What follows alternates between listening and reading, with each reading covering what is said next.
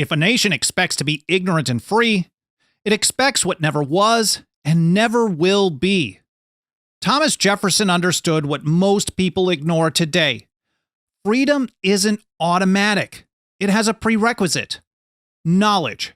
History is absolutely filled with tyrants who've used ignorance as a weapon to expand their power and control. They've always known that learning makes people more likely to argue with them instead of blindly obey them. So on this episode, it's the whack-a-mole of tyranny, from banning knowledge to pure deception, and the real choice we face today. But first of all, before getting to that, welcome, and thank you for joining me here on the path to liberty. My name is Michael Bolden with the 10th Amendment Center, and this is the show for Wednesday, November 5th, 2025. Let's start with the foundation.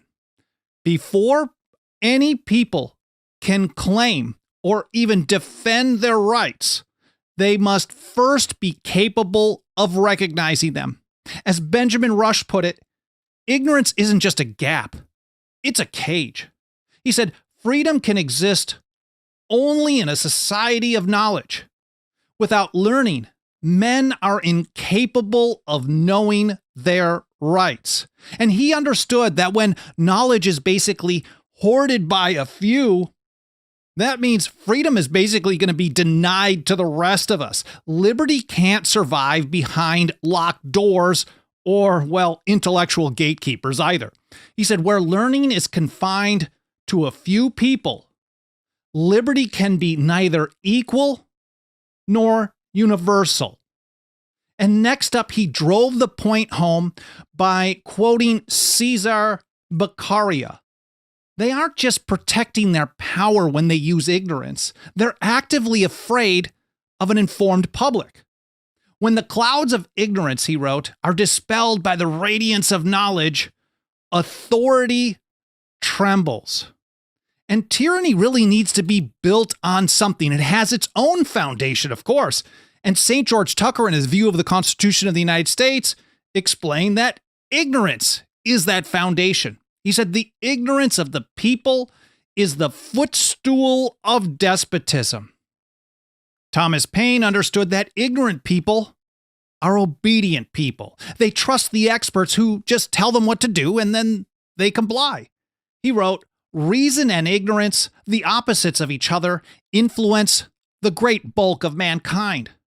Reason, he said, obeys itself, and ignorance submits to whatever is dictated to it. If you're anything like me, you're probably thinking, wow, this sounds really familiar, and I think it really does.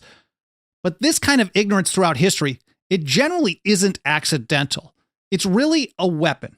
And Samuel Adams saw it as a deliberate strategy to keep the people in the dark because, well, if the people are more likely to be compliant when they're ignorant, what good tyrant wouldn't do anything and everything in their power to ensure that result? He said, it is in the interest of tyrants to reduce the people to ignorance and vice. But the founders and the old revolutionaries, they didn't make this stuff up out of thin air. They learned this from all kinds of great thinkers that they read and, of course, learned from. For example, going back to the early 17th century, Sir Francis Bacon explained why tyrants hate real education, again, because knowledge breeds opposition to their power. He said it introduces a relaxation in government, as every man is more ready to argue than obey. Bacon then showed this fear of thinking, of learning, of education, of knowledge was nothing new even in his day. He pointed to an ancient Roman story from Plutarch, and it's one the founders knew very well. When Cato the Elder, or Cato the Censor, he saw a visiting Greek philosopher not as an ambassador or a diplomat, but as a dangerous threat because of his dangerous words, and he convinced the Senate just to send him home.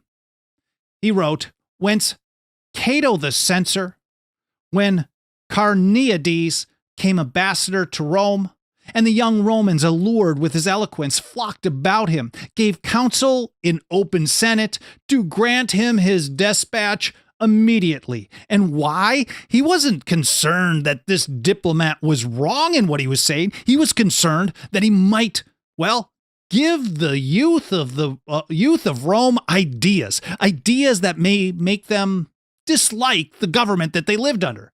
He said, lest he should infect the minds of the youth and insensibly occasion an alteration in the state.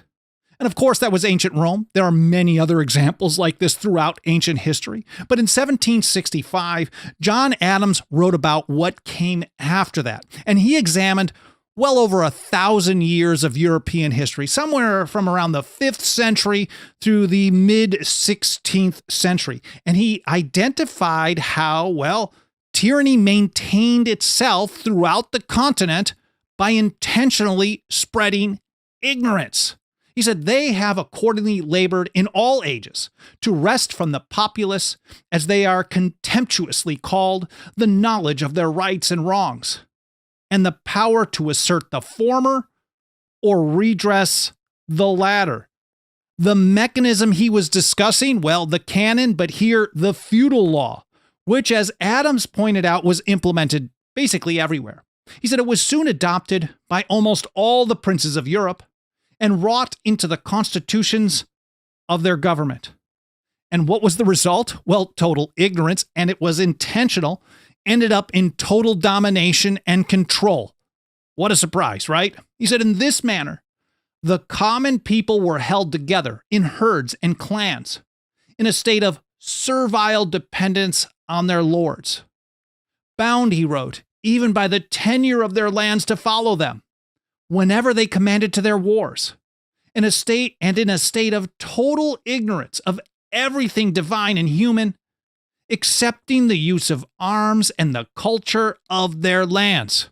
Think about it. What better way to get staff, right? People who will basically fight and die for you and then work their tails off on your land to make you well-fed and possibly rich. Keep all learning, knowledge, and education away from them, except how to shoot people or use arms, I guess, and how to cultivate the lands. And that's exactly what happened throughout Europe. And now, understanding this kind of history, and Adams went into much more detail. Of course, this will be linked to in the show notes, along with all the other things that I'm referencing and citing in this episode. But understanding this kind of history, it should be no surprise why Adams cited a guy named John Tillotson, I believe is how you pronounce his name.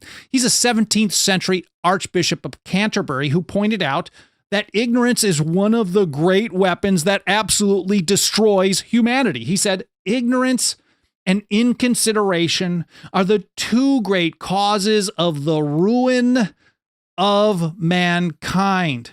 But that kind of system, forcing people only learn about how to fight for you and raise money for you, that couldn't last forever. And knowledge eventually spread. And Adams pointed that out as well. He said, from the time of the Reformation to the first settlement of America, knowledge gradually spread in Europe, but especially in England. And in proportion as that increased and spread among the people, ecclesiastical and civil tyranny, which I use as synonymous expressions for the canon and feudal laws, seem to have lost their strength and weight. But that's not the end of the story, not even close, because the more that people learn, the more that knowledge spread, well, tyrants got smarter too, and they're really bad people, so they decided to adapt. And as John Locke pointed out, they mostly just shifted to a propaganda-style approach. He said, thus, learned ignorance and this art of keeping even inquisitive men from true knowledge hath been propagated in the world, and hath much perplexed whilst it pretended to inform the understanding. And it's basically a whack-a-mole with these people. When all else fails for them, they just go to what they always do. They'll lie. And that's how John Dickinson described it in 1767 when he wrote, all artful rulers, which is kind of redundant, all artful rulers who strive to extend their power beyond its just limits, endeavor to give their attempts as much semblance of legality as possible. When have you ever heard a politician say, "Oh, I'm not authorized to do this, but I think it would be a really good idea. Can I get permission to go further? Is there a way that we can change the system to authorize me to exercise this additional power?" I mean, I've never heard a politician say that in my lifetime. I don't think they ever do. In general, what they do is they just do what Dickinson said.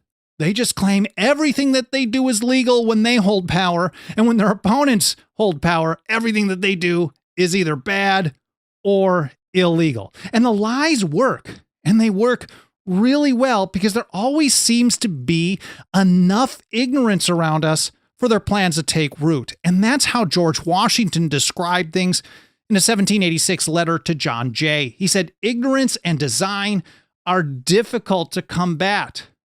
Out of these," he wrote, "proceed illiberality, improper jealousies, and a train of evils, which oftentimes in republican governments must be sorely felt before they can be removed." In other words, it's gotta hurt before people learn their lesson. He said the former, that is ignorance, being a fit soil for the latter to work in.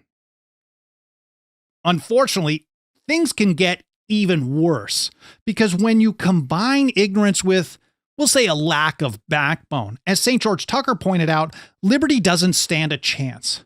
He wrote, "When ignorance is united with supineness, liberty becomes lethargic, and despotism erects her standard without opposition." And certainly that's pretty bad news, as is most of this so far today. But we do have some good news, and it comes right from Thomas Paine. Even though we may all start out kind of ignorant, they do everything they can to keep us ignorant, but they can't make us ignorant. Once the genie is out of the bottle, you can't stuff it back. He said, "Ignorance is of a peculiar nature. Once dispelled, it is impossible to reestablish it. It is not originally a thing of itself, but is only the absence of knowledge. And though man may be kept ignorant, he cannot be made ignorant." And so that really leaves us with a choice, a real choice. Ignorance and obedience, those are the easy things. That's what everybody else does. Those of us here, we're doing the hard work. That's knowledge and working for freedom. That's how Abigail Adams described things in a letter to John Quincy.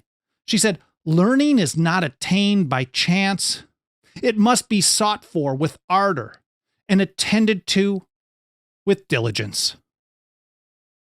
We are all victims of a government-run and government-approved education system. So there's absolutely no shame in starting from scratch. We've all got to do it. The real disgrace, as Benjamin Franklin put it, is choosing to stay there. He wrote, "Being ignorant is not so much a shame as being unwilling to learn." When it comes to the Constitution, the principles of liberty, the history of the American Revolution, and so much more, we are facing this same weapon of tyranny today. Ignorance surrounds us. It's literally everywhere, and much of it is by design. It's intentional. And that's a big part of the reason why we work so hard every single day here at the TAC to reach and teach more and more people with these essential foundational principles from the founders, the old revolutionaries, and the great thinkers that they read and learned from. And nothing helps us do this work more than the financial faith and support of our members. If you got a couple of bucks of that quickly devaluing dirty government fiat, please consider throwing it our way over at 10thamendmentcenter.com/members. It's all spelled out. Our membership program starts out at just $2 a month. We also have annual, 5-year, and lifetime options. Again, 10thamendmentcenter.com/members. I would be incredibly grateful for any consideration you can give to joining us today. But if you don't want to become a member and you still want to help us out, that's pretty awesome. Or you already are a member. First of all, thank you so much for your support. And you want to make an additional contribution? Just want to make sure you have the URL. It's 10thamendmentcenter.com/donate. There's also a bunch of free and easy peasy things you can do to help us spread the word. It's mostly triggering the algorithms of the mainstream platforms you may watch or listen on, like reviews on Apple Podcasts or any other podcast platform, comments literally everywhere, subscribe, get notifications, hit the like button, leave comments in the archive. I'm not sure if I said that, but one big one is YouTube. Watch time percentage is huge. So if you got a 20-minute video, you watch it for 20 minutes, that's 100%. That's pretty good. If you watch it for 40, that's 200%, 60, 300%, and so on. You get the idea. Again, I really appreciate your support, whether it's financial, otherwise, or all the above. Thank you so much. Thank you so much for spending some of your time with me today. I hope you enjoyed this episode. I hope it was interesting, maybe a little entertaining here and there, but more important than anything, I hope it was interesting, and I hope you learned something. Thank you so much for spending some of your time with me today. Have a great day, and I look forward to seeing you next time here on the Path to Liberty.